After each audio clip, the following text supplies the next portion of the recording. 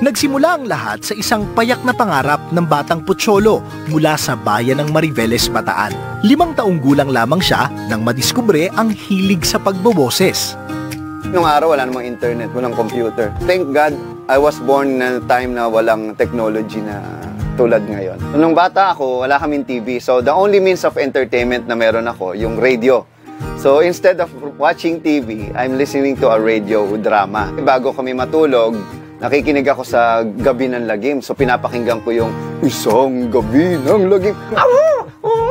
Si Utoy at si Lolo Tasyo ay naligaw sa kagubatan. Ha? Lolo Tasyo, ang sarap maglaro sa puno. Ay naku, sabi ko naman sa iyo, Apo huwag ka na maglaro dyan. Yan, tuloy, ginabita. Ha? Lolo, naku, gumagalaw yung naging monster yung puno. Kakainin ko kayo! So na-memorize mo na yung linya na yun. Meron na akong asawa at kambalang anak namin. Hindi madaling manggaya ng boses, pero maiahalin tulad ito ni Pocholo sa pagkanta.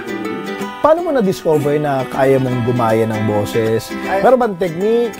Is it a gift? Di ba pag may narinig kang kanta, kaya mo siyang kantahin without even knowing yung nota, yung tono. Makakanta mo eh. Yung tenga ko, once na marinig ko, gagayahin ko.